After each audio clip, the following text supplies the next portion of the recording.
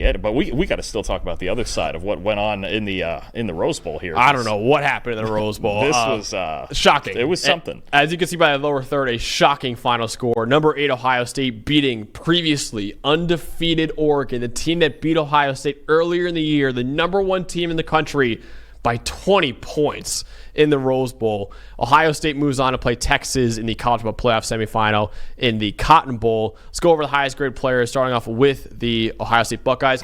No surprise there, number 1, Jeremiah Smith. Holy crap, 94.6 grade for the true freshman 19-year-old receiver. We'll talk about him in just a second. Tyreek Williams, the D-tackle, 77 grade. Quinshawn Judkins, the running back, 76.2. Caleb Downs, the safety, 75.5. Cody Simon, the linebacker, 74.2. And Will Howard, the quarterback, with a 71.5 grade. Let's go over to Oregon with their highest grade players in the loss. Derek Harmon, D-tackle, 83.8 grade. Bryce Betcher, the linebacker, 82.6. Jordan Burch making a comeback with a 73.8 grade. The edge defender, Jamari Caldwell, the D-tackle, 73.6. Trayshawn Holden, the wide receiver, 72.5. And Dylan Gabriel with a 52.1 grade under center for the Ducks. Dawn, for you, the stat told the story in a shocking result from the Rose Bowl. There's a million different ways to go about this, and I think we're just going to take turns breaking it all down here. So I'll actually start with Ohio State on the defensive side because, look, any blowout's got 2 or even 3 phases to it. And I'll start with this stat, and then I'll get into some things here. 2 explosive plays in the first half, in the entire first half for Oregon, right? And for as much as obviously Jeremiah and the offense, they jumped on him, the defense was also forcing 3 and outs, and it was just it was a beatdown, a 3-phase beatdown as good as we've seen all season, where the game was over at halftime. It was just, even at 34-8, it was done. 1 explosive run that I believe Jordan James had for 11 yards, 1 explosive pass that did not come until there was 42 seconds left in the first half. Their first 6 drives, Oregon ran 26 plays and gained 64 yards. And Dylan Gabriel on those 6 drives was 9 of 16 with 2 turnover-worthy plays. I mean, they just everything about this, all the dimensions that we talked about. First, Ohio State's defensive line played a hell of a lot better than they did in the first game. When I talked about Sawyer and Tuimoloau needing to play better, they dominated. They dominated, especially Sawyer in the second half, in the pass rush, too, was just spectacular. 3 batted passes. Yeah. Tyreek Williams in the middle. What a monster. I'll tell you what, if you want anybody to stop the run between the tackles, Tyreek Williams, an animal. Cody Simon was fantastic again, and he's just been coming on the second half of the year. The secondary was great, and I think Jim Knowles and what he just continues to morph into with this defense, I think they're one of – so take Texas, right? And they're arguably the best defense in the country. They line up for the most part, and they line up and they play the basic – fundamentals of their defense at as high a level as you possibly can. Jim Knowles, with the game planning this year in several games that we've seen, it's going to take some high-level quarterback play to beat this very high level from the neck up, especially because I think something I'm looking at with this defense, and this has been kind of thrown around, I needed some numbers behind it, is the amount with these more wide-open offenses that they've played the last 2 weeks with Tennessee and against Oregon, and they did a little bit against Oregon the first time, is that it's this 3-safety look kind of defense where it's actually not a third safety in there. It's Jordan Hancock moving back to free safety, and it's this structure where Ohio State lately is playing a lot more cover 2 than we're used to seeing. They used to be a very heavy cover 3 single high kind of team because, we know Ohio State is the corner. So we're like last year, right? We know them, their corners can handle anything you give them, and the safeties were they were good, but they were kind of the weaker spot. Now, when you've got Hancock lining up at safety and playing a deep half, it does 2 things, and I'll get to my most impressive and do it all in one rant. Jordan Hancock, the last 2 weeks, has played free safety of some sort. 79 snaps, okay? The whole regular season, he did it for 89. It was something they just kind of played around with.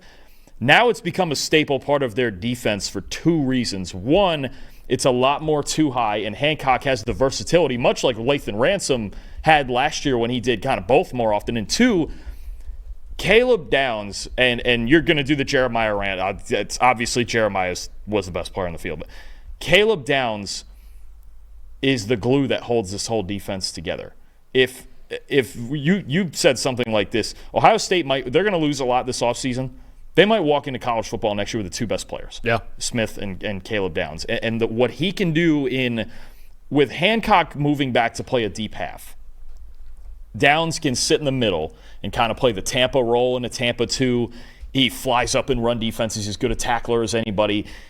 He can start at linebacker and rotate somewhere you need him to. Like, I talked about it last year as a true freshman at Alabama. His football IQ is off the charts. Yeah. It is off the charts, special level of just he can do anything you want him to, and he can handle it mentally. And then even when plays break down, we saw him almost pick off 2 passes, and both of them were trailing routes during a scramble drill with Gabriel rolling. Like, everything, there are certain players on a field that are a step ahead constantly. I think Travis Hunter has this a little bit, especially when he's playing corner. Certain guys just have that thing where they're a step ahead of everybody else. They just get it. And with Caleb Downs, again, he's asked to do so much. It could be in a traditional look where he's the box, where he's free, where it's half. They go into this look where they move Hancock back, and they really let Caleb Downs in these sets when they go with all 3 playing safety like that. They basically just let him rove. Just like, hey, we'll do the rest. We'll be in our right spots. Go play football. It's crazy. I think we knew he was like a first-round talent coming into the year. He may really find himself in the top 6 or 8 as a safety. He can just do anything you ask him to. And the more I watch him just as a football player, whether the punt return against Indiana, picking off passes, playing a little running back this offseason, yeah. He might actually do it next year. Yeah. And at this point, with some guys are just, like Travis Hunter, just freak football players that you could put them pretty much anywhere except the offensive line and they could get the job done. Caleb Downs is that guy. Yeah. It's the 2 biggest problems right now when you face, 3. When you face Ohio State, 1, the defensive line's freakish. Yeah. 2, you have to know where it sounds funny because he's not thought of as one of the big name guys. You have to know where Jordan Hancock is at all times because it's going to set the rest of their defense, at least what you think they're trying to do post snap. And 3, you better know where Caleb Downs is. If you don't know where he's at, he's coming for the football. Yeah. And he's always in the right spot, and he just has that thought process and pacing to his game that not many guys at any position on the field have. He is so special, and what he can do has allowed Jim Knowles to just do crazy things now schematically with their defense. Listen, we're going to talk about next year, right? We're going to get to the playoff as well. But you and I were walking home. We were saying, dude, they are losing so much talent, right? Ohio State is. They're losing so many amazing players. But, like you just said, they might have the 2 best players in college football going into next year. Jeremiah Smith and Caleb Downs. I mean, what those 2 are, and we'll talk about Jeremiah Smith in a little bit, spectacular. I'm just absolutely spectacular. And you have Smith leading your offense. You have Caleb Downs leading your defense. That's a good start for any team to have, obviously. I'll just go to my side of the whole story real quick. It's kind of the same as you in the first half. The EPA per play splits in the first half were wide, very wide. Ohio State in the first half, 0.723 EPA per play. Oregon, negative 0.314. Basically an entire point of EPA per play split in that first half. Yards per play in the first half. Ohio State, 11.8. They were getting a first down every single play in terms of how much they're averaging. Oregon averaged 3.9 yards per play. Basically 1/3 of what Ohio State was averaging in the first half. Points per drive in the first half. Ohio State averaged over 4 points per drive in the first half. Oregon, less than 1 point per drive in the first half. Like you said, it was 34-8 at halftime. This game was over. Oregon played better in the second half, but obviously Ohio State left the gas a little bit in the second half as well. First half, game over. It was over after the first half. Ohio State in the first half had an 80-plus offensive grade and defensive grade, just dominant in all facets. At their best, nobody, and I mean nobody, can beat Ohio State in the country. You, at this point of the season, if you're Texas or if you're Penn State or if you're Notre Dame or if you're Georgia and you play Ohio State, you better hope that you get an off day from them. Because if they're not on an off day and they're playing like they did against Tennessee and they're playing like they did against Oregon, it's over. You're not beating Ohio State. Even if you play your best football, you're not beating Ohio State when they're playing their best football. At this point, they are the favorite to win the national title, in my opinion. You better hope that when you play them, if you're Texas or anyone else, that you catch them on an off day. Because if not, Ohio State's walking to a national title. Absolutely. And I think two things I want to mention there, because I was looking at that EPA per play also for Ohio State. This is a wild stat. So there's been, between Power 4 teams, there's been 350-something games played this year, okay? Cut that, I'm looking at the first half, which means, and 2 offenses playing in each one. So now you've got over 700 occurrences of teams getting to perform in the first half of a game. In those games, Power 4 versus Power 4, that's the 6th best EPA per play any team has put up all season in the first half of a game in a P4 versus P4 game. And the other ones ahead of them, you're talking about games like Notre Dame playing Purdue or somebody else just wiping out a team with 1 or 2 wins. They just did it against the number 1 team in the country. The 6th best EPA per play of any Power 4 versus Power 4 team in the first half of a game all season. That's ridiculous. And I think the other thing is Chip Kelly, the last 2 weeks, fully embracing. We've seen it in stretches. It took a little bit versus Penn State, then they figured it out. It took a little bit versus Indiana, then they figured it out. Tempo, perimeter play, and just look, if you can't run between the tackles, don't. Just don't. That's fine. Look at the grades even for Oregon's defensive line. Yeah, they were still kind of winning the battle in there, but if you just don't call plays between the tackles, you're not running just right up the gut. Yeah. Doesn't matter. We're going to find ways to work the ball outside, out to the numbers in the passing game. We're going to run some play action. We're going to roll Howard a little bit. And when we run, I thought, was it Travion had the touchdown? Wasn't it on a toss sweep? Yeah. Things like that. If there's things you can't do, avoid them as much as you can. It's going to be the same thing next week against Texas. You got Alfred Collins and Vernon Broughton and all those guys. You're not going to get a whole lot of yards between the tackles. We can tell you that right now. But they're going to find a way to get the ball to the outside. They're a perimeter tempo team, and Chip Kelly, especially the last 2 weeks, I like that from the very beginning of the game now. He's gone to this. Because we saw several times this year where it was like, first quarter Ohio State offense, what are we doing? Yeah. We're just pick it up some. Your offensive line is not going to just establish the run in the A-gaps early in these games. Stop. And now the last 2 weeks you've seen in the first quarter, all right, we're getting high flying. Yeah. We're going to get safeties off of the box. We're going to lighten the box. And when we do want to run the ball, we'll run outside because we got 2 freak backs who can do that and they can make plays in space. So I think Chip Kelly called an absolutely spectacular game too, and it just everything's clicking right now for Ohio State offensively and defensively. So your most impressive is arguably the best sophomore in the country in Caleb Downs. Mine is easily the best freshman in the country. That is Jeremiah Smith. Dalton, before the game, he was talking smack. He said, quote, "Why are you trying to play man coverage against me? If we see man coverage, we're going to take shots down the field." Obviously, Jeremiah Smith talking the talk. He ran the walk in this game against Oregon. 93.3 receiving grade. He caught 7 of his 10 targets for $187. $187 against Oregon in the Rose Bowl and 2 touchdowns. The 3 passes he did not catch, we charted as uncatchable. So he caught everything that was catchable for him in this game. All 7 of his catches went for either a first down or a touchdown in this game. In these 2 playoff games, against 2 elite defenses and 2 amazing secondaries in Tennessee and Oregon, who have really, really good corners like Jabbar Muhammad and Jermod McCoy and everything.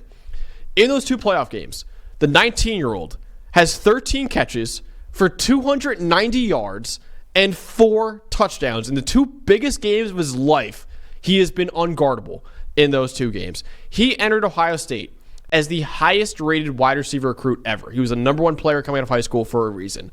And somehow, even as the number 1 player out of high school, even as the highest rated wide receiver we've ever seen in recruiting, he's living up to the hype already in his first season. He's a generational talent worth all of the hyperbole. Any hyperbole you want to throw out there for Jeremiah Smith, sure, go ahead, do it.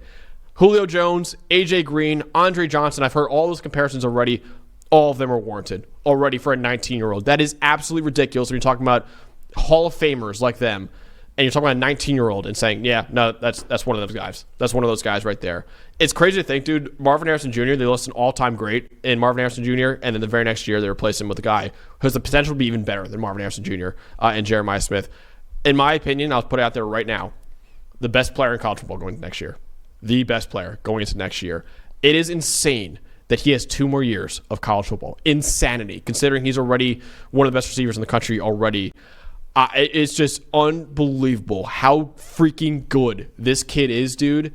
I am terrified as a lifelong Penn State fan. I'm terrified for any other college football team. I even said, dude, for the next 2 years, the NCAA has to institute a rule saying, hey, you could target Jeremiah Smith 8 times. That's it. Any more than that is unfair. Because this guy is an alien dude, and he is going to be a special, special football player for the next 15, 20 years. We have seen that at this position at receiver, where every couple of years we get a guy who there's just no answers for. Yeah. Right? It's Jeremiah. I think Jamar Chase at LSU, that was the case for him, especially the year with Burrow. Julio at Alabama, AJ Green at Georgia, Calvin Johnson, I think about too at Georgia Tech, and coming up with the Lions. I mean, there are just guys who doesn't matter. How do you defend them? You just pray or something. There's no real. Actually, the team with the best shot is the one they're going to play next, and they're going to have to be as sound in coverage as they have been all season. And I mean, it's going to be a great matchup, and I think could not be any more fitting, I think, especially for Texas. One, this week that Andrew Makuba had the game-winning interception, and two, all we talked about the entire offseason, early in the season, all we talked about after last year when they got shredded by Penix and they really, against better pass defenses, didn't play well, was this Texas secondary is the X factor in a national title run. It's going to be the X factor. Because honestly, I think if they could find a way to beat Ohio State, I'll probably pick them to win a title game. I just think at that point, okay, Texas can do this as long as Quinn doesn't implode or anything. But to get this secondary, Barron, Muhammad, Makuba, Taff against Howard Smith, Ibuka, and Chip Kelly, and everything going on here, you couldn't handpick a better matchup. No. You just couldn't. And especially for Texas, with the two big obstacles are just Quinn Ewers coming through in big moments, and he did this week, right? And now he's got to do it against an Ohio State. Of course, it's against Ohio State. And then there's secondary. That's what I'm looking at. That's what we're all going to be looking at. Is Texas? Is it possible that they're the only team with a chance to cover Ohio State the way they're playing? Yeah, they're the only one. Probably. I know no other secondary in the country. I know Kirby's Kirby. I know that, right. And I know Notre Dame is really good in man coverage, but boy, talent-wise, it's Texas. That's it. I don't think there's anyone else can match up. And you have to be good at every single spot. And then you still have to, I mean, even they find ways. It's not just deep shots. They find ways, even underneath. I thought the first touchdown with the play call and the action and Smith sliding under. I mean, Chip Kelly's got all the answers right now. And if he brings it from beginning to end of game, they're going to be tough to beat. You might have to go in there and outscore them. And outscore them against a defense that's also – these might be the two best defenses in college football, too. I mean, it's just crazy the matchup that we're about to see and how much talent's on the field. Also, actually, with Jeremiah, you think he's going to be a little annoyed seeing Colin Simmons on the other side, who they gave to Sean Alexander freshman of the year. You think he was terrific this year. Colin Simmons is fantastic. I'm just saying, you think Jeremiah might be a little peeved, might be a little motivation there that he didn't win freshman of the year. Even and again, Simmons is great. He's going to be a first-round pick at some point too. But he might be a little irritated. Yeah, at this point, the way we've seen him play already, I don't think I want Jeremiah Smith to be irritated if I'm facing him. Oh, he was clearly irritated that Tennessee played as much man coverage against him as he did. And he goes, "Why would you play man coverage against me? Why would you do it?" And they even asked him at the Rose Bowl, "Can anyone guard you?" He's like, "No one can guard me." That kid, listen, he has unbridled confidence that you need for a wide receiver one. But dude, it's backed up. But this talent. Yeah.